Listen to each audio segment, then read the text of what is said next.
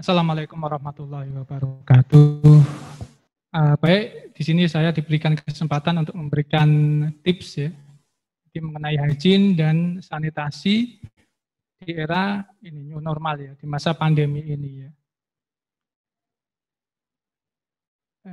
Mungkin sebagai gambaran ya, kira-kira apa yang ada di benak adik-adik sekalian ya, apa yang ada di pikiran sekalian ketika melihat tempat pengolahan makanan ya. Ini saya ambil dari internet ya. Jadi ada beberapa restoran ya. Ini dicabut sertifikatnya ya, sertifikat layak sanitasi rumah makan dan restorannya karena memang ditemukan ya ini tempat pengolahan makanannya seperti ini ya. Jadi kira-kira kalau kita makan di tempat ini ya, di tempat rumah makan, di warung atau di restoran, kira-kira kita jadi makan atau enggak ini? Kalau kita melihat seperti ini. Nah, jadi di sini ya, jadi kalau kita lihat sekilas ya dari gambaran ini ya, jadi memang penerapan hygiene dan sanitasi itu memang penting ya, penting sekali harus kita terapkan ya di sini. Jadi memang tujuannya di sini untuk melindungi makanan ya di situ. Jadi supaya makanan itu ya, aman untuk dikonsumsi oleh kita nantinya ya. Ini apa yang diartikan dengan hygiene itu. Jadi memang di situ ya. Jadi memang kalau lihat dari situ adalah suatu upaya atau tindakan untuk mencegah ya, meningkatkan kebersihan dan kesehatan ya, dengan melakukan pemeliharaan ya, terhadap semua individu faktor lingkungan yang mempengaruhi. Jadi bisa dikatakan di situ ya. Jadi suatu gaya hidup ya yang mengarah pada praktek ya, praktek kehidupan sehari-hari ya untuk memelihara, menjamin kebersihan dan juga ini kesehatan ya. Jadi di sini lebih menitik beratkan kepada subjeknya, kepada individunya ya. Jadi bisa kita lihat di situ ya antara lain yang bisa dilakukan ya. Jadi misalkan kita mandi di situ ya, mandi minimal 2 kali sehari, kemudian membiasakan mencuci tangan pakai sabun ya. Jadi memang itu ketika kita mencuci tangan pakai sabun ya, kuman-kuman yang ada di tangan ya, kuman-kuman yang menempel di tangan itu bisa ini apa, kuman patogen itu bisa mati di situ. Kemudian mensikat gigi, kemudian memotong kuku misalkan ya, kemudian memotong rambut di situ, ya.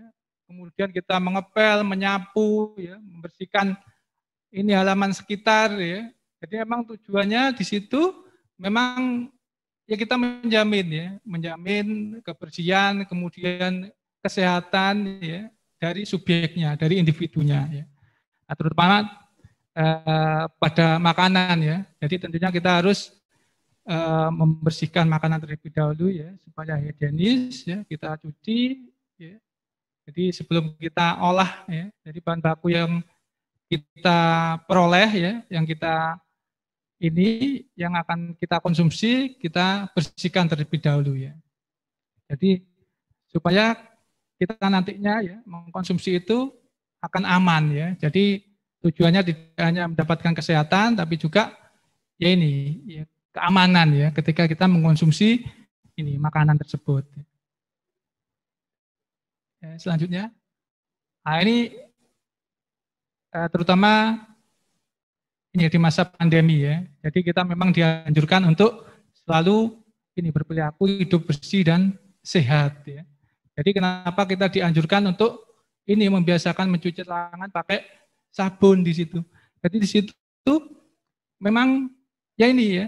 Jadi kuman itu bisa menular melalui perantara ya ini, perantara tangan ya di situ. Jadi memang banyak terjadi beberapa kasus ya, beberapa kejadian penyakit ya. Ini apa? Penyebaran virus ya, penyebaran mikroorganisme itu diperoleh ya. Karena kan tangan kita yang ya ini yang terkontaminasi oleh mikroorganisme di situ ya. Jadi gitu. Jadi di situ kita dianjurkan untuk tidak ya ini memegang tangan, memegang ini ya, menyentuh mata, menyentuh mulut, menyentuh hidung ya. Ketika tangan kita ya ini belum dicuci ya, bersih dengan menggunakan sabun ya. Karena memang mata, mulut, hidung itu adalah merupakan ini apa? Portal entry ya. Jadi jalur masuknya penyakit ke dalam tubuh ya.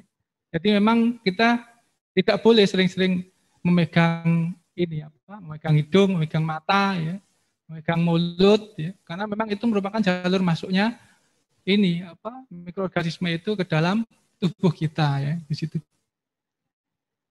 Kemudian ya kuman itu bisa masuk ya ketika kita ini menyiapkan, kemudian makan, minum ya. Nah, ini belum ini cuci tangan di situ ya. Kemudian menyentuh ya, menyentuh benda ya, menyentuh permukaan yang ini apa? Terkontaminasi di situ ya. Terutama ya untungnya di sini ya, Stikes sudah melakukan beberapa protokol kesehatan ya. Jadi ini tadi sebelum acara dimulai, ya, sebelum masuk ke ruangan ini sudah dilakukan penyemprotan di situ. Jadi sudah dilakukan ini penyemprotan disinfektan. Jadi adik-adik tidak usah khawatir ya di sini. Kemudian ya, bagaimana kuman itu bisa menyebar ya ke tubuh kita ya. Jadi ketika kita bersin di situ ya, bersin, batuk, kemudian keluar ingus ya, kemudian kita pegang ya, kemudian menyentuh tangan kita ya, kemudian setelah itu kita ini apa bersentuhan dengan orang lain ya, atau memegang benda lain di situ. Itu bisa menyebarkan kuman ya dari orang ke orang lain ya, dari seseorang yang terkontaminasi ya, dari seseorang yang positif ya, positif corona ke orang yang ini yang memegang objek yang sudah terkontaminasi tersebut. Selanjutnya, nah ini ada beberapa waktu penting ya untuk mencuci tangan ya. Jadi memang sebaiknya itu ya sesering mungkin kita mencuci tangan ya. Jadi ketika kita melakukan sebelum melakukan pekerjaan, setelah melakukan pekerjaan, ya, setelah melakukan kegiatan apapun, sebaiknya kita ya ini biasakan untuk mencuci tangan pakai sabun. Jadi ini ada beberapa waktu penting ya yang saya ambil dari WHO. Ya. Jadi di situ yang pertama ya ini apa sebelum atau selama dan setelah ini apa menyiapkan makanan. Ya. Jadi baik pada saat pemilihan bahan baku, kemudian ini apa namanya pengolahan, kemudian pada saat penyimpanan makanan, kemudian penyajian makanan, ya ini sebaiknya kita biasakan sebelum atau selama setelah kita melakukan ini persiapan makanan, ya kita mencuci tangan pakai sabun. Yang kedua sebelum dan setelah makan, ya.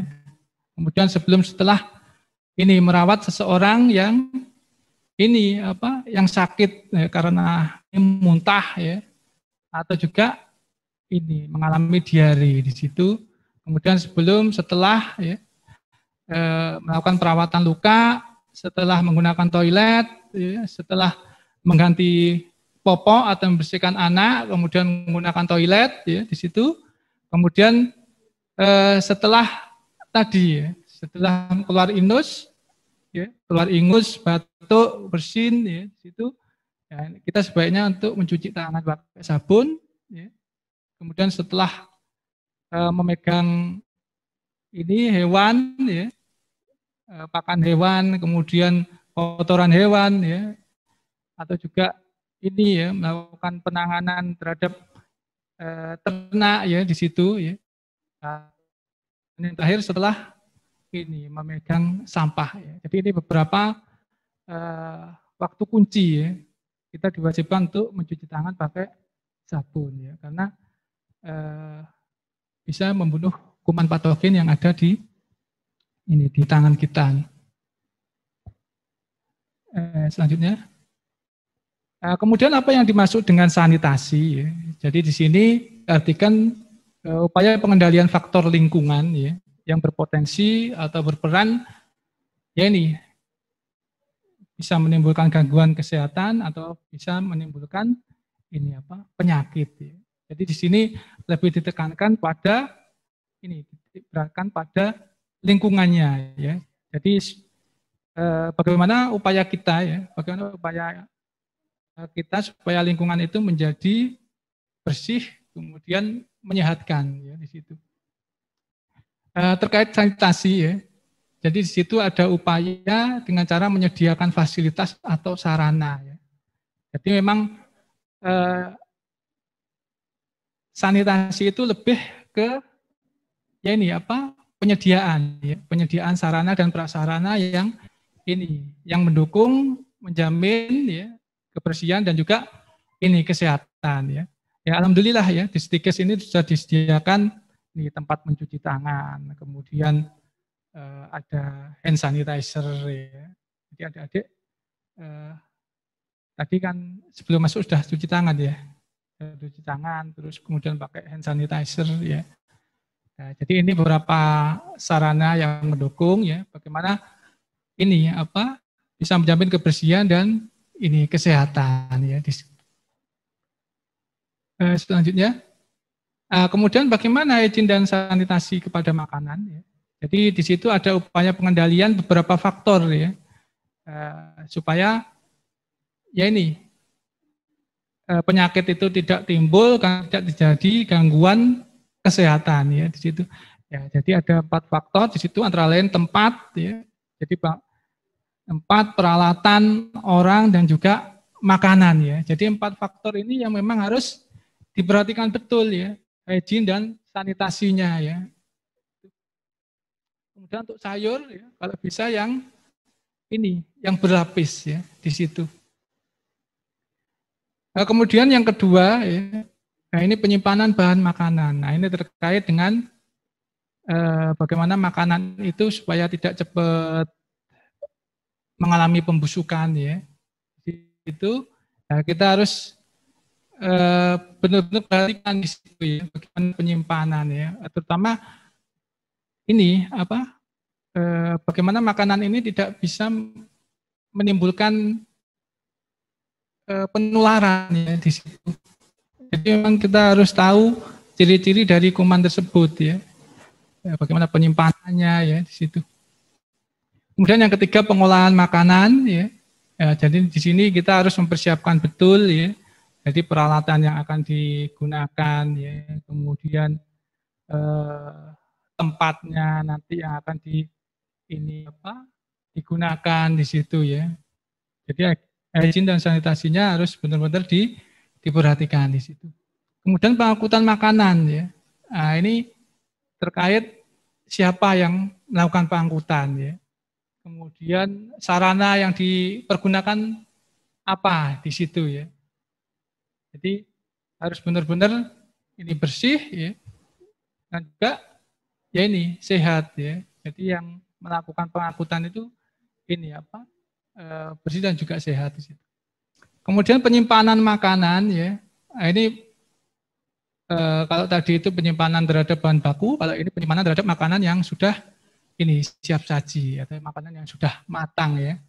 Jadi perlu diperhatikan betul ya. Jadi ada beberapa cara ya. Makanan itu supaya tetap ini ya, supaya tetap bisa dikonsumsi ya. Jadi yang pertama itu cara pertama dilakukan ini pemanasan ya, reheating ya, pemanasan itu di atas 60 derajat Celcius ya. Jadi semakin tinggi ya, ini temperatur atau suhu ya yang digunakan, nah itu akan bisa membunuh kuman ya di situ. Kemudian penyajian makanan ya, kita juga harus perhatikan betul ya. Ini tempatnya, wadahnya ya, kemudian siapa yang menyajikan ya. Ya harus benar-benar ini mengikuti prinsip hygiene dan sanitasi makanan ya. Kemudian ketika prinsip tersebut kita tidak terapkan ya, jadi banyak kasus yang ditimbulkan ya. Terutama ini terkait apa namanya itu foodborne disease ya. Jadi penyakit bawaan dari makanan ya. Jadi ada beberapa fakta ya di situ. Ya. Ini saya ambil dari WHO ya. Jadi kejadian di dunia di situ. Jadi ketika makanan yang tidak aman itu dikonsumsi atau mengandung beberapa ini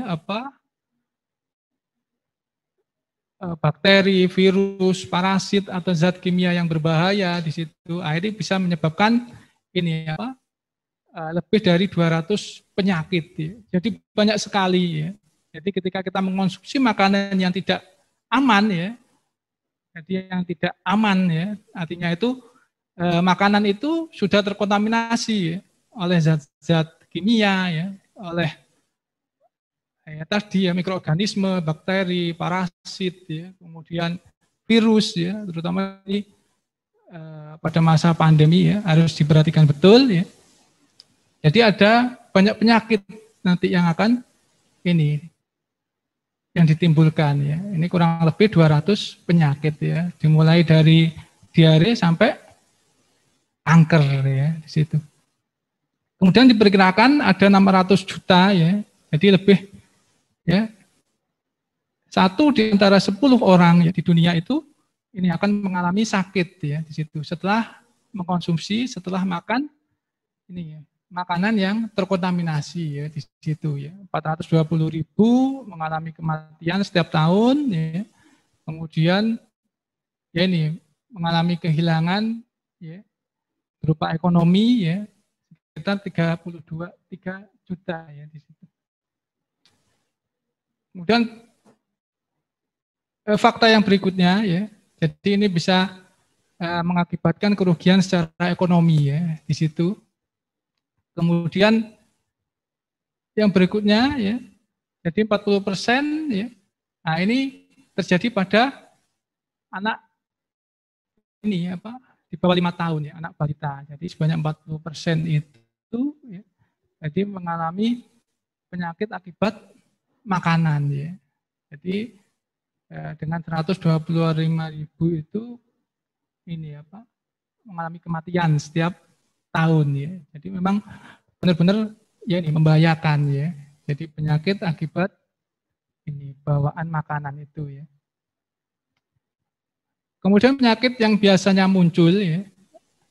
Nah, ini adalah penyakit ini diare ya. Ketika kita mengkonsumsi makanan yang terkontaminasi ya.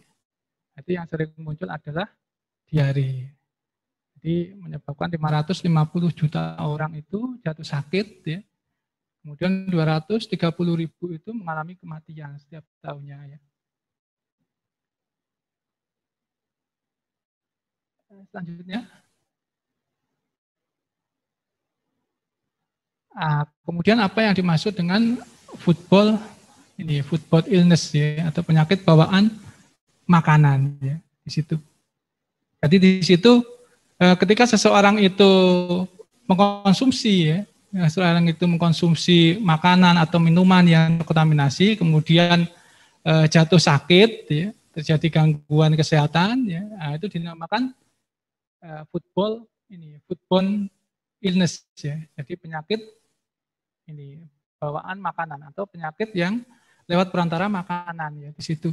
Biasanya disebut foodborne disease, foodborne infection atau food poisoning, keracunan makanan ya di situ. Di situ lebih dari 250 agent ya. Agent itu adalah mikroorganisme ya. Ini yang diketahui bisa menyebabkan penyakit bawaan makanan ya. Jadi meliputi kuman ya, bakteri, virus, parasit ya, kemudian zat kimia ya di situ ya. Jadi beberapa gejala yang ditimbulkan ketika kita mengalami penyakit bawaan makanan ya. Nah, ini biasanya ya. Gejala yang muncul itu adalah sakit perut ya, sakit perut, kemudian kram perut, ya, kemudian ini mual, muntah ya. Kemudian diare, demam, ya sampai yang terakhir mengalami ini dehidrasi ya. Jadi ini beberapa gejala ya ketika seseorang itu mengkonsumsi makanan yang terkontaminasi oleh ya ini apa mikroorganisme dan juga zat kimia yang berbahaya ya. Jadi ini beberapa tanda. Lanjut. Nah, kemudian apa yang mengontaminasi makanan tersebut ya? Jadi di situ dibedakan menjadi tiga jenis ya. Jadi yang pertama itu chemical hazard ya. Jadi bahaya kimia ya. Nah, ini bahaya kimia itu ya ini contohnya ini apa? Persediaan pembersih misalkan ya. Contoh misalkan ini apa? Kalau mencuci piring itu persediaan sabun, ya, sabun cuci misalkan untuk cuci piring. Nah itu kalau misalkan kita terlalu banyak menggunakan ini sabun cuci, nah itu kita bisa ya ini mengalami foodborne illness ya. Kemudian yang kedua ada physical hazard ya. Nah ini antara lain ya ini misalkan ada plastik ya, ada serbuk kayu, misalkan ada debu, kotoran ya. Ini beberapa contoh ini bahaya fisik ya di situ. Ada rambut ya misalkan di situ.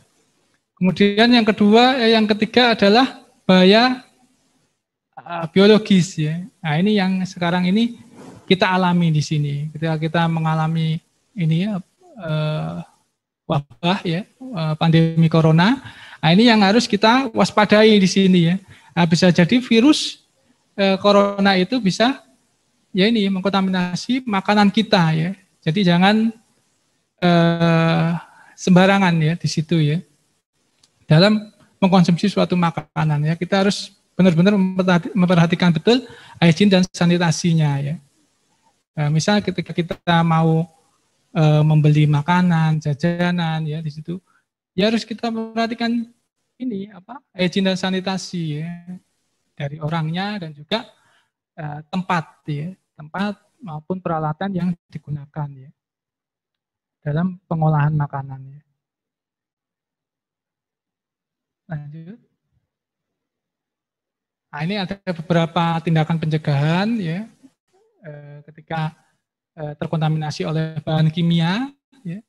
Jadi kalau kita misalkan di rumah ya, kita harus pelajari betul ya bagaimana sifat, ciri-ciri, karakteristik dari bahan kimia tersebut. Ya.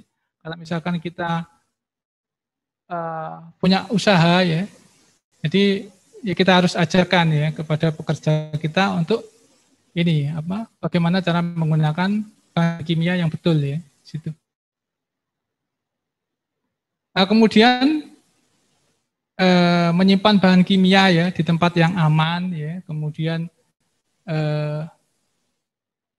supaya tidak ada vektor ya, vektor misalkan ada vektor dari binatang pengerat ya, kemudian bisa menimbulkan ya ini kecelakaan ya di situ ya. Kemudian make sure label and clearly identify chemical ya, artinya itu ya kita harus bisa mengidentifikasi ya label ya, bagaimana cara penggunaannya ya, kemudian bagaimana cara penyimpanannya ya di situ. Nah, kemudian selalu menggunakan ya ini apa mencuci tangan ya di situ, mencuci tangan ketika kita selesai menggunakan ini apa bahan kimia tersebut. Ya. Lanjut. Nah, kemudian tindakan untuk ini apa ketika kita terkontaminasi oleh bahaya fisik ya. Jadi tindakan pencegahan yang bisa dilakukan ya ini ya. Tapi menyiapkan ya good good hygiene ya, personal hygiene yang baik ya di situ. Misalkan rambut ya, rambut itu kalau bisa ditutup atau bisa di ini ya apa dipotong ya supaya tidak ini apa mengkontaminasi makanan ya. Kemudian tidak menggunakan perhiasan ketika kita melakukan persiapan memasak maupun penanganan ini makanan ya. Kemudian usahakan untuk selalu membersihkan ya, membersihkan ini apa? Mohon maaf Bapak, waktunya kurang 5 menit lagi. Oh iya. Nah, kemudian ini ya apa? Selalu cuci tangan ya, menggunakan sabun ya. Situ. Lanjut. Nah, untuk pencegahan ya, supaya kita tidak terkontaminasi oleh ini agen biologi ya. Jadi yang jelas kita harus ini apa, membeli makanan yang sudah jelas ya, sudah jelas tempatnya, hygiene sanitasinya ya. Kemudian tidak menggunakan ya jamur liar ya. Kemudian kita harus ini apa, menjaga ya hygiene, personal hygiene yang baik ya di situ. Kemudian membersihkan dan ini apa, mensanitasi peralatan yang digunakan di situ. Lanjut. Lanjut Mbak. Nah, ini ada beberapa penyebab ya, penyebab utama penyakit bawaan dari makanan ya. Yang pertama adalah cross kontaminasi. Jadi kontaminasi silang ya di situ. Jadi yang kedua ada time temperature abuse. Jadi kesalahan dalam penggunaan suhu waktu, dan yang terakhir adalah ya ini personal hygiene yang jelek ya di situ. Lanjut. Untuk cross kontaminasi ya. Jadi ini terjadi ketika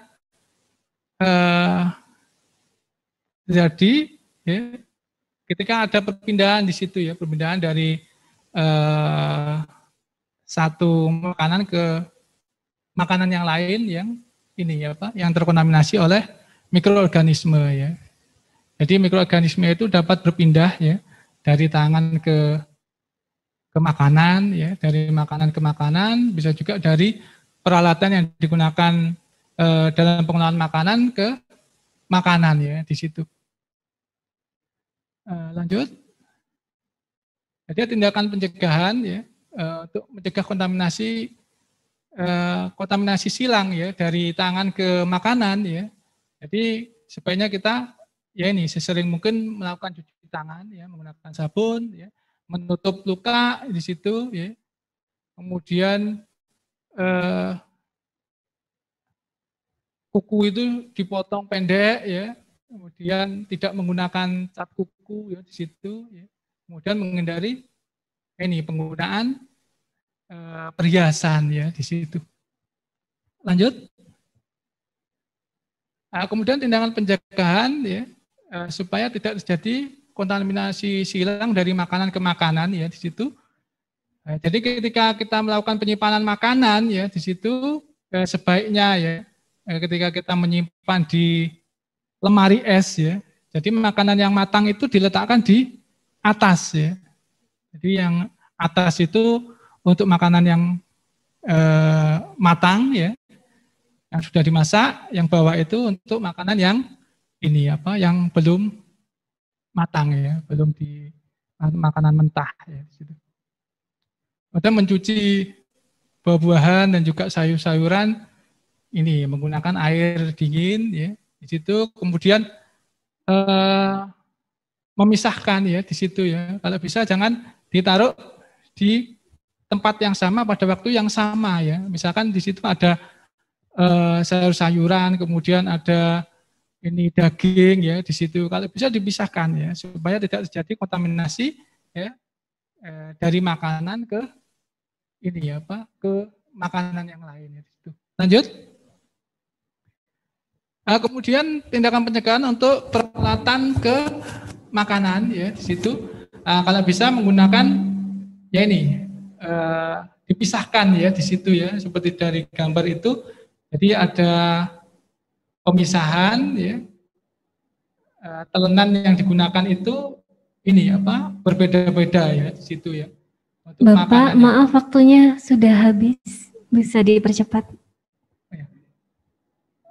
Lanjut, kemudian ini beberapa kesalahan dalam suhu waktunya ya di situ.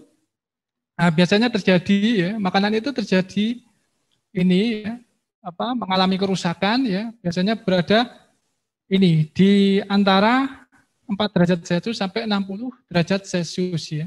Jadi ini bisa menyebabkan terjadinya pembusukan atau kontaminasi ini terhadap mikroorganisme ya. Jadi itu misalkan makanan itu lebih dari 4 jam, nah makanan itu bisa terkontaminasi di situ.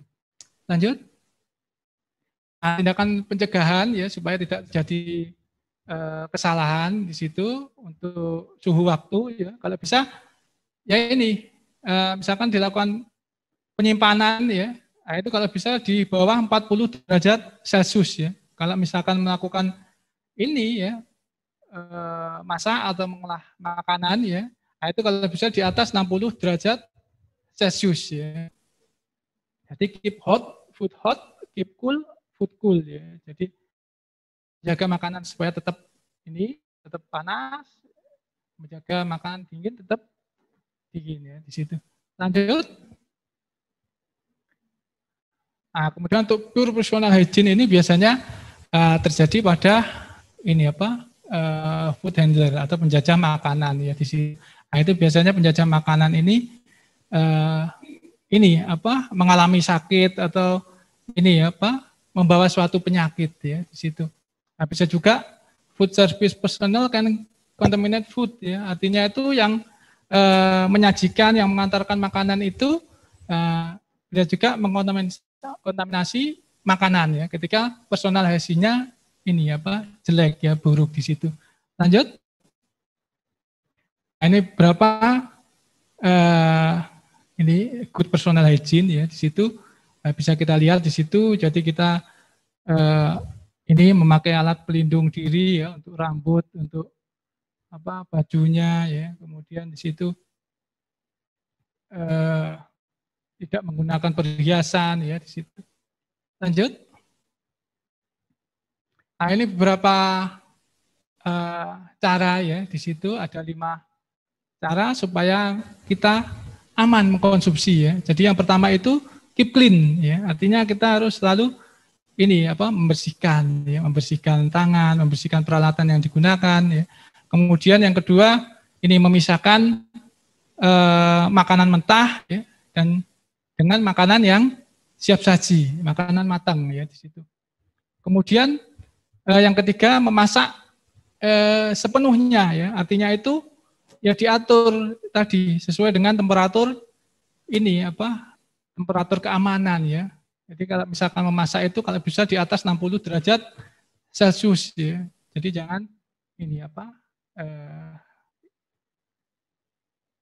bawah 60 derajat Celcius ya. Kemudian menjaga makanan ya pada temperatur atau suhu yang aman ya di situ.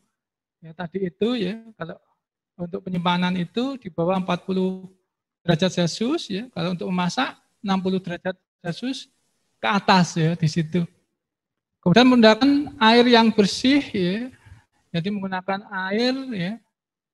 Dan juga ini bahan mentah yang bersih ya di situ. Jadi ini beberapa cara ya, 5 cara supaya kita bisa mengkonsumsi makanan yang aman ya. Lanjut. Nah, ini untuk beberapa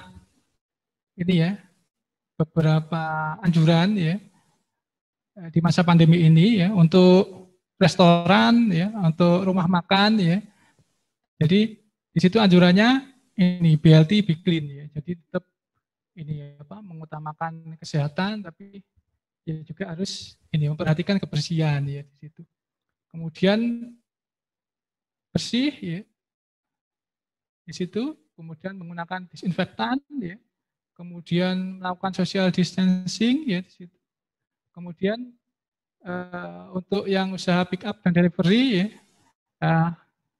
diupayakan tidak kontak langsung dengan orang yang pengirimnya ya. Dan juga diperhatikan betul yaitu suhu ketika melakukan pengiriman ya di situ. Lanjut. Baik, saya kira itu yang bisa saya sampaikan ya. Jadi semoga apa yang saya sampaikan ini ada guna dan manfaatnya. Ya. Kurang lebihnya saya mohon maaf. Ihdinas siratal mustaqim. Assalamualaikum warahmatullahi wabarakatuh.